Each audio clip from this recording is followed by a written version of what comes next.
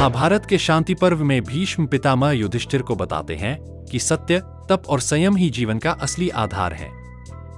लेकिन क्या उपवास ही तप है? क्या सिर्फ सच बोलना ही सत्य है? और क्यों सत्य को हजारों यज्ञों से भी श्रेष्ठ कहा गया है? जानिए इस रहस्यमयी कथा में, जहां छिपा है जीवन बदलने वाला संदेश। वीडियो को अंत तक जरूर देखिएगा।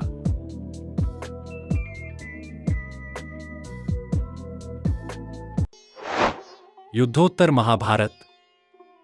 युद्ध के बाद धर्मराज युधिष्ठिर की शंका शांत करता है। भीष्म का गीता सा उपदेश पर राज सिंहासन पर बैठे पांडवों को शांति कहा। गांधारी का शाप पूर्ण होता है। यदुवंश का विनाश, कृष्ण का महाप्रयाण, परीक्षित का जन्म और फिर धरती से विरक्त पांडव, हिमालय की राह पर अंतिम यात्रा। यह है युद्धोत्तर महाभारत, जहां संघर्षों के बाद भी धर्म की यात्रा अनंत और प्रकाशमयी है। यह है युद्धोत्तर महाभारत, जहां विजय केवल युद्ध की नहीं, आत्मा की शांति और धर्म की खोज है। यह है युद्धोत्तर महाभारत, जहां अंत नहीं, बल्कि धर्म की अनंत यात्रा का आरंभ है। ओम नमो नारायणाय। श्री हरि श्री महर्षि वेद व्यास प्रणीत महाभारत पंचम खंड शांति पर्व, गीता प्रेस, गोरखपुर। हरि बोल। युद्धोत्तर महाभारत शांति पर्व, अध्याय 159। समस्त अनर्थों का कारण लोभ को बताकर उससे होने वाले विभिन्न पापों का वर्णन तथा श्रेष्ठ महापुरुषों के लक्षण युधिष्ठिर ने पूछा। भरत श्रेष्ठ, मैं यथार्थ रूप से यह सुनना चाहता हूं कि पाप का अधिष्ठान क्या है और किससे उसकी प्रवृत्ति होती है। भीष्म जी ने कहा, नरेश्वर, पाप का जो अधिष्ठान है उसे सुनो। एकमात्र लोभ ही पाप का अधिष्ठान है। वह मनुष्य को निगल जाने के लिए एक बड़ा ग्राह है। लोभ से ही पाप की प्रवृत्ति होती है। लोभ से ही पाप, अधर्म तथा महान दुख की उत्पत्ति होती है। शठता तथा छलकपट का भी मूल कारण लोभ ही है। इसी के कारण मनुष्य पापाचारी हो जाते हैं। लोभ से ही क्रोध प्रकट होता है, लोभ से ही काम की प्रवृत्ति होती है और लोभ से ही माया, मोह, अभिमान, उद्दंडता तथा पराधीनता आदि दोष प्रकट होते हैं। असहनशीलता, निर्लज्जता, संपत्तिनाश, धर्मक्षय, चिंता और अपयश ये सब लोभ से ही संभव होते हैं। लोभ से ही कृपणता, अत्यंत तृष्णा, शास्त्र विरुद्ध कर्मों में प्रवृत्ति, कुल और विद्या विषयक अभिमान, रूप और ऐश्वर्य का मद, समस्त प्राणियों के प्रति द्रोह, सबका तिरस्कार, सबके प्रति अविश्वास तथा कुटिलतापूर्ण बर्ताव होते हैं। पराये धन का अपहरण, पराई स्त्रियों के प्रति बलात्कार, वाणी का वेग, मन का वेग, निंदा करने की प्रवृत्ति, जन्नेन्द्रिय का वेग, उदर का वेग, आत्महत्या का भयंकर वेग, ईर्ष्या का प्रबल वेग, मिथ्या का दुर्जय वेग, रसना का वेग, दुहस श्रोत्र का वेग, घृणा, डींगे हाँकना, मत्सरता, पाप, दुष्कर कर्मों में प्रवृत्ति, न करने योग्य कार्य कर बैठना, इन सब का कारण भी लोभ ही है। कुरुश्रेष्ठ, मनुष्य जन्मकाल में, बाल्यावस्था में तथा कौमार और यवनावस्था में अपने बुरे कर्मों को छोड़ नहीं पाते हैं। मनुष्य के वृद्ध होने पर भी जो जीर्ण नहीं होता, वह लोभ ही है। जिस प्रकार गहरे जल वाली बहुत सी नदियों के मिल जाने से भी समुद्र नहीं भरता है, उसी प्रकार कितने ही पदार्थों का लाभ क्यों न हो जाए, लोभ का पेट कभी नहीं भरता। लोभी मनुष्य बहुत सा लाभ पाकर भी संतुष्ट नहीं होता। भोगों से वह कभी तृप्त नहीं होता। नरेश्वर, न देवताओं, न गंधर्वों, न असुरों, न बड़े बड़े नागों और न संपूर्ण भूतगणों द्वारा ही लोभ का स्वरूप जाना जा सकता है। जिसने अपने मन और इंद्रियों को काबू में कर लिया है, उस पुरुष को चाहिए कि वह मोह सहित लोभ को जीते। कुरुनंदन, दंभ, द्रोह, निंदा, चुगली और मत्सरता ये सभी दोष लोभी पुरुषों में ही होते हैं। बहुश्रुत विद्वान बड़े बड़े शास्त्रों को कंठस्थ कर लेते हैं, सबकी शंकाओं का निवारण कर देते हैं, परंतु इस लोभ में फंसकर उनकी बुद्धि मारी जाती है और वे निरंतर क्लेश उठाते रहते हैं। वे दोष और क्रोध में फंसकर शिष्टाचार को छोड़ देते हैं और ऊपर से मीठे वचन बोलते हुए भी भीतर से कठोर हो जाते हैं। उनकी स्थिति घासफूस से ढके हुए कुएं समान होती है। वे धर्म के नाम पर संसार को धोखा देने वाले क्षुद्र मनुष्य धर्मध्वजी होकर जगत को लूटते हैं। वे युक्तिबल का आश्रय लेकर बहुत से असत मार्ग खड़े कर देते हैं तथा लोभ और अज्ञान में स्थित हो सत्पुरुषों के स्थापित किए हुए मार्गों का नाश करने लगते हैं। लोभी दुरात्मा पुरुषों द्वारा अपहृत विकृत होने वाले धर्म की जो स्थिति बदल जाती है, वह उसी रूप में प्रचलित हो जाती है। कुरुनंदन, जिनकी बुद्धि लोभ में फंसी हुई है, उन मनुष्यों में दर्प, क्रोध, मद, दुःस्वप्न, हर्ष, शोक तथा अत्यंत अभिमान ये ही दोष दिखाई देते हैं। जो सदा लोभ में डूबे रहते हैं, ऐसे ही मनुष्यों को अशिष्ट समझो।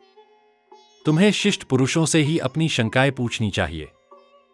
पवित्र नियमों का पालन करने वाले उन शिष्ट पुरुषों का मैं परिचय दे रहा हूं, जिन्हें संसार में पुनः जन्म लेने का भय नहीं है, परलोक से भी भय नहीं है, जिनकी भोगों में आसक्ति नहीं है तथा प्रिय और अप्रिय में जिनका रागद्वेष नहीं है, जिन्हें शिष्टाचार प्रिय है, जिनमें इंद्रिय संयम प्रतिष्ठित है, जिनके लिए सुख और दुख समान है, सत्य ही जिनका परम आश्रय है। वे देते हैं, लेते नहीं। उनमें स्वभाव से ही दया भरी रहती है। वे देवताओं, पितरों तथा अतिथियों के सेवक होते हैं और सत्कर्म करने के लिए सदा उद्यत रहते हैं। भरत नंदन, वे वीर पुरुष सबका उपकार करने वाले, संपूर्ण धर्मों के रक्षक तथा समस्त प्राणियों के हितैषी होते हैं। वे परहित के लिए सर्वस्व निछावर कर देते हैं। उन्हें सत्कर्म से विचलित नहीं किया जा सकता। वे केवल धर्म के अनुष्ठान में तत्पर रहते हैं। पहले के श्रेष्ठ पुरुषों ने जिसका पालन किया है, उसी सदाचार का वे भी पालन करते हैं। उनका वह आचार कभी नष्ट नहीं होता। वे किसी को भय नहीं दिखाते, चपलता नहीं करते, उनका स्वभाव किसी के लिए भयंकर नहीं होता है। वे सदा सन्मार्ग में ही स्थित रहते हैं, उनमें अहिंसा नित्य प्रतिष्ठित होती है। ऐसे श्रेष्ठ पुरुषों का ही सदा सेवन करना चाहिए।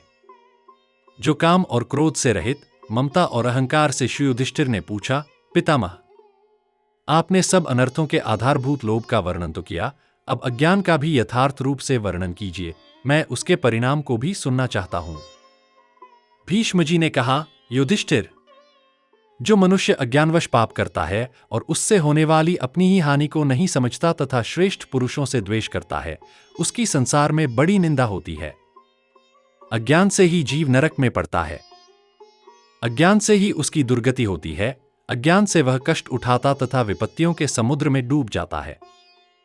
युधिष्ठिर ने पूछा, अज्ञान की उत्पत्ति, स्थिति, वृद्धि, क्षय, उद्गम, मूल, योग, गति, काल, कारण और हेतु क्या हैं? मैं इसे तत्वपूर्वक सुनना चाहता हूं, क्योंकि यह जो दुख प्राप्त होता है, उसकी उत्पत्ति का कारण अज्ञान ही है। भीष्म जी ने कहा, राग, द्वेष, मोह, हर्ष, शोक, अभिमान, काम, क्रोध, दर्प, तंद्रा, आलस्य, इच्छा, वैर, ताप, दूसरों की उन्नति देखकर जलना और पापाचार करना, इन सबको अज्ञान बताया गया है। महाराज, इस अज्ञान की उत्पत्ति और वृद्धि आदि के विषय में जो प्रश्न कर रहे हो, उसका विशेष विस्तार से वर्णन सुनो। अज्ञान और अत्यंत लोभ, इन दोनों को एक ही समझो, क्योंकि इनके परिणाम और दोष समान ही हैं। लोभ से ही अज्ञान प्रकट होता है और लोभ के बढ़ने पर वह अज्ञान और भी बढ़ता है। जब तक लोभ रहता है, तब तक अज्ञान भी बना रहता है, और जब लोभ का क्षय होता है, तब अज्ञान भी क्षीण हो जाता है। अज्ञान और लोभ के कारण ही जीव नाना प्रकार की योनियों में जन्म लेता है। मोह ही निसंदेह लोभ का मूल कारण है। यह मोहात्मक अज्ञान ही मनुष्य की बुरी गति का कारण है। लोभ के छिन्न भिन्न होने में भी काल ही कारण है। मूढ़ मनुष्य को अज्ञान से लोभ और लोभ से अज्ञान होता है। लोभ से ही सारे दोष पैदा होते हैं, इसलिए लोभ का त्याग करना चाहिए। जनक, युवनाश्व, वृषादर भी, प्रसेंजित तथा अन्य नरेश लोभ का नाश करके ही दिव्य लोक में गए हैं। कुरुश्रेष्ठ, तुम स्वयं प्रयत्न करके इस प्रत्यक्ष दिखने वाले लोभ का परित्याग करो। लोभ का त्याग कर इस लोक में सुख तथा मृत्यु के पश्चात परलोक में भी आनंद प्राप्त करोगे। न्याय, उत्तम व्रत का पालन करने वाले तथा धर्म मर्यादा को स्थिर रखने वाले हैं, उन्हीं महापुरुषों का संग करो और उनसे अपना संदेह पूछो। अध्याय 160। मन और इंद्रियों के संयम रूप दम का महात्म्य। युधिष्ठिर ने पूछा, धर्मात्मा पितामह, जो स्वाध्याय के लिए यत्नशील है और धर्म पालन की इच्छा रखता है, उस मनुष्य के लिए इस संसार में श्रेय क्या बताया जाता है? पितामह, जगत में श्रेय का प्रतिपादन करने वाले अनेक प्रकार के दर्शन हैं, परंतु आप जिसे श्रेय मानते हो, जो इस लोक और परलोक में भी कल्याण करने वाला हो, उसे मुझे बताइए।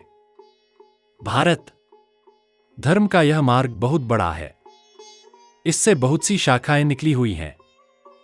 इन धर्मों में से कौन सा धर्म सर्वोत्तम और अवश्य पालन करने योग्य माना गया है? राजन, बहुत सी शाखाओं से युक्त इस महान धर्म का वास्तव में परम मूल क्या है? यह सब बातें मुझे पूर्ण रूप से बताइए। भीष्म जी ने कहा, युधिष्ठिर, मैं बड़े हर्ष के साथ तुम्हें वह उपाय बताता हूं जिससे तुम कल्याण प्राप्त कर लोगे। जैसे अमृत को पीकर पूर्ण तृप्ति हो जाती है, उसी प्रकार तुम ज्ञानी होकर इस ज्ञान सुधा से पूर्णतः तृप्त हो जाओगे। महर्षियों ने अपने अपने ज्ञान के अनुसार धर्म की अनेक विधियां बताई हैं, परंतु उन सबका आधार मन और इंद्रियों का संयम, दम ही है।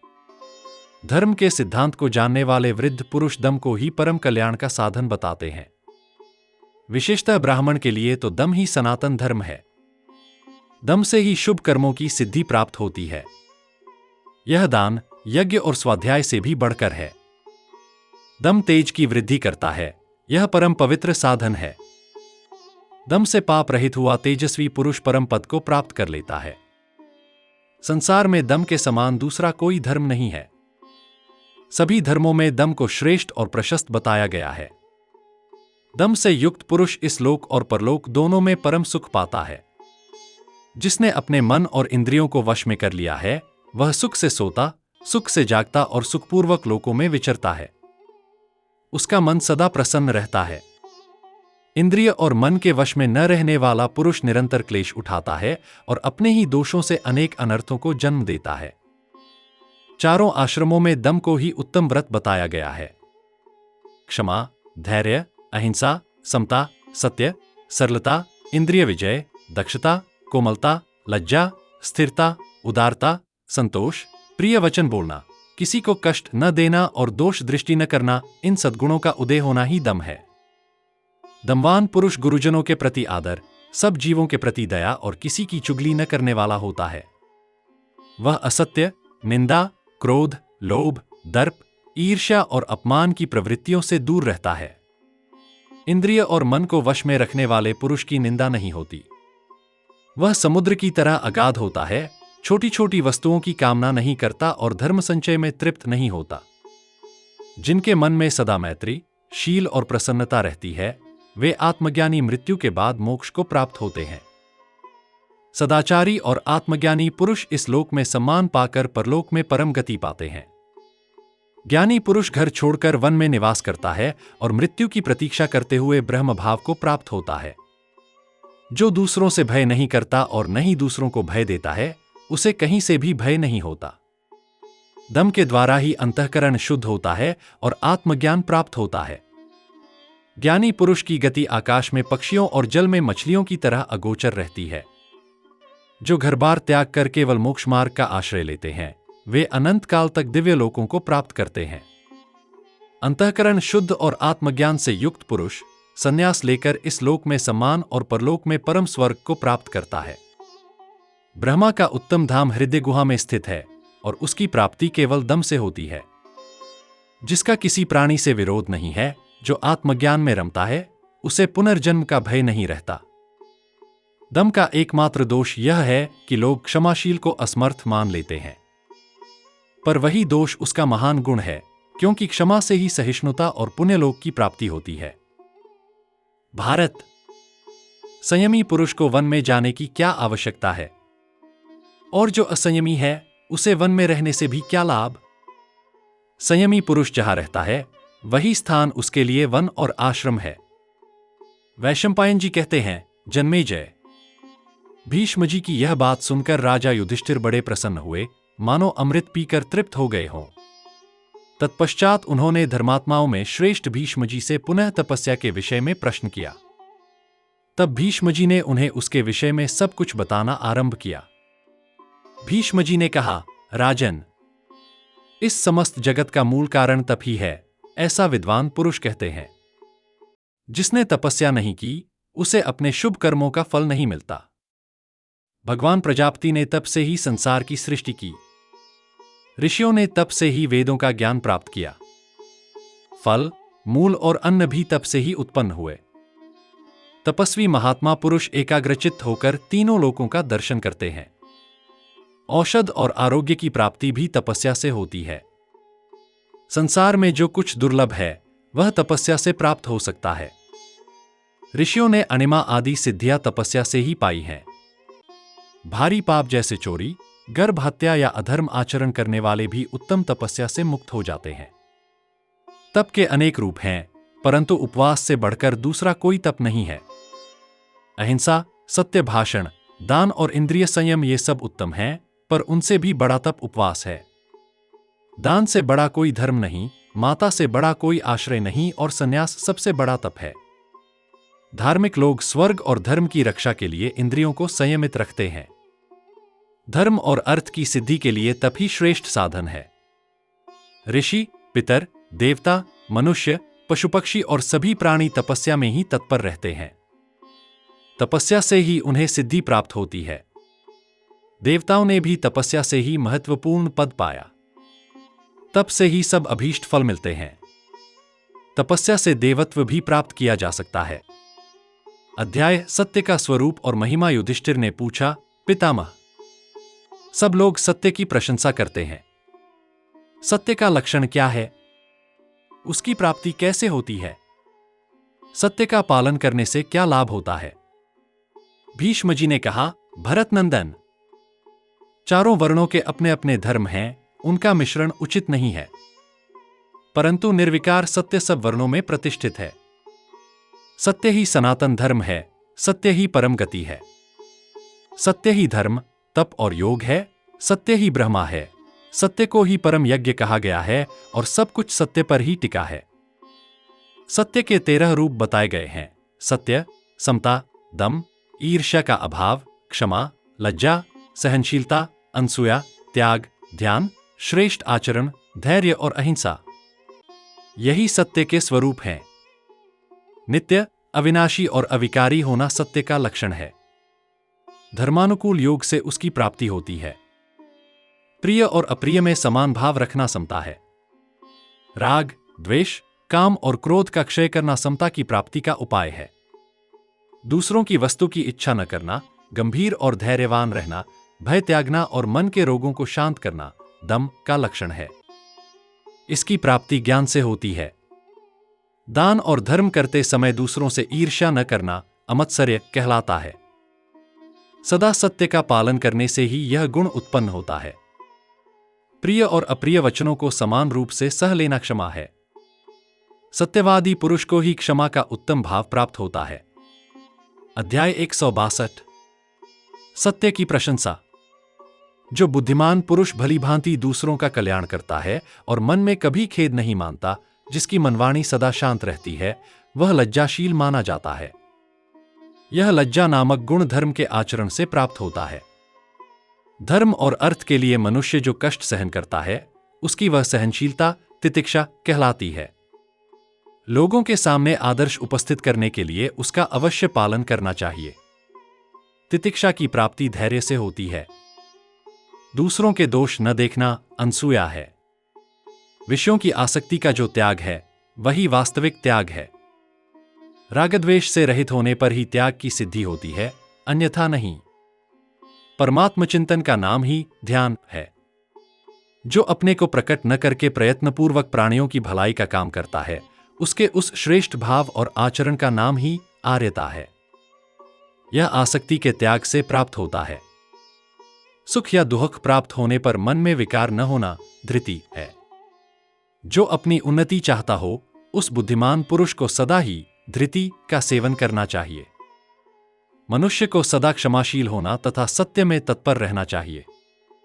जिसने हर्ष, भय और क्रोध तीनों को त्याग दिया है, उस विद्वान पुरुष को ही धैर्य की प्राप्ति होती है। मन, वाणी और क्रिया द्वारा सभी प्राणियों के साथ कभी द्रोह न करना तथा दया और दान, यह श्रेष्ठ पुरुषों का सनातन धर्म है। ये पृथक पृथक 13 रूपों में बताए हुए धर्म एकमात्र सत्य को ही लक्षित कराने वाले हैं। ये सत्य का ही आश्रय लेते और उसी की वृद्धि एवं पुष्टि करते हैं। सत्य के गुणों की सीमा नहीं बताई जा सकती, इसीलिए पितर और देवताओं के सहित ब्राह्मण सत्य की प्रशंसा करते हैं। सत्य से बढ़कर कोई धर्म नहीं और झूठ से बढ़कर कोई पाप नहीं है। सत्य ही धर्म की आधारशिला है, अतः सत्य का लोप न करना चाहिए। दान का, दक्षिणाओं सहित यज्ञ का, त्रिविध अग्नियों में हवन का, वेदों के स्वाध्याय का तथा अन्य जो धर्म का निर्णय करने वाले शास्त्र हैं, उनके अध्ययन का फल मनुष्य सत्य से प्राप्त कर लेता है। यदि एक ओर 1000 अश्वमेध यज्ञों को और दूसरी ओर एकमात्र सत्य को तराजू पर रखा जाए तो 1000 अश्वमेध यज्ञों की अपेक्षा सत्य का ही पलड़ा भारी होगा। इस प्रकार श्री महाभारत शांति पर्व के अंतर्गत आपद धर्म पर्व में सत्य की प्रशंसा विषयक अध्याय पूरा हुआ। युद्धोत्तर महाभारत। युद्ध के बाद धर्मराज युधिष्ठिर की शंका शांत करता है। भीष्म का गीता सा उपदेश पर राज सिंहासन पर बैठे पांडवों को शांति कहा। गांधारी का शाप पूर्ण होता है। यदुवंश का विनाश, कृष्ण का महाप्रयाण, परीक्षित का जन्म और फिर धरती से विरक्त पांडव, हिमालय की राह पर अंतिम यात्रा। यह है युद्धोत्तर महाभारत, जहां संघर्षों के बाद भी धर्म की यात्रा अनंत और प्रकाशमयी है। यह है युद्धोत्तर महाभारत, जहां विजय केवल युद्ध की नहीं, आत्मा की शांति और धर्म की खोज है। यह है युद्धोत्तर महाभारत, जहां अंत नहीं बल्कि धर्म की अनंत यात्रा का आरंभ है। ओम नमो नारायणाय। श्री हरि श्री महर्षि वेद व्यास प्रणीत महाभारत पंचम खंड शांति पर्व, गीता प्रेस, गोरखपुर। हरि बोल।